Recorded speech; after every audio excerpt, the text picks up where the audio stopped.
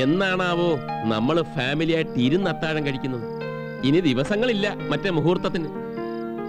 ശാന്തി മുഹൂർത്തേ. ഇനി വന്നേ. ഇന്ന് 28ആയി. ആരുടെ 28? ഞങ്ങളുടെ വിവാഹം കഴിഞ്ഞിട്ട് കിഴക്കേടം പറഞ്ഞ പ്രകാരം ഇനി 2 ദിവസമേ ഉള്ളൂ ശാന്തി മുഹൂർത്തത്തിന്. ഒരുക്കങ്ങളൊക്കെ ഗംഭീരമാകണം. ഏതായാലും ഞാൻ കാരണമാണല്ലോ തനിക്ക് ഡ്രൈവർ മണി നഷ്ടമായത്. ഞാൻ തന്നെ ആ നഷ്ടം നികത്തിത്തരാം. നാളെ മുതൽ ഡ്രൈവറായിട്ട് കയറിക്കോ.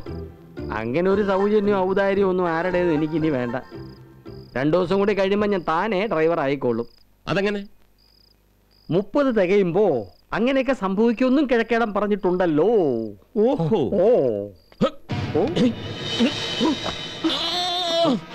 അമ്മേ.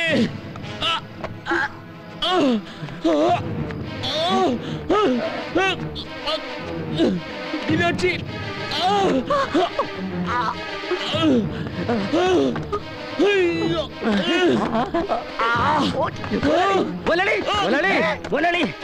ശരീരം വിറയ്ക്കുന്നു.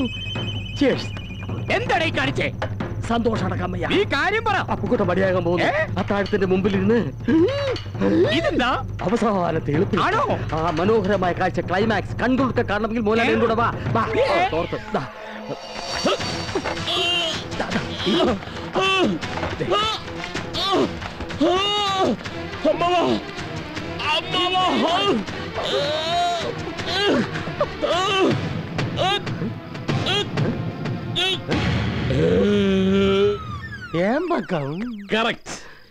ഏമ്പക്കം കയറി ഇക്കിളുമായിട്ട് ക്രോസ് ആയതാ ഗ്യാസ്.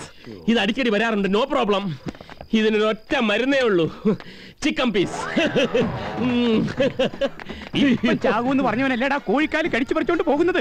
നേരെ ചൊവ്വേ ചാവൂന്ന് തോന്നുന്നില്ല. മുതലാളി തട്ടിക്കളഞ്ഞിട്ട് ജയിലിൽ പോ. കേസിന്റെ ഞാൻ നോക്കിയാലും ക്യാഷ് ചെയ്തിട്ട് പോയാൽ മതി. ഞാൻ എന്താ പറഞ്ഞേ? സോറി മുതലാളി.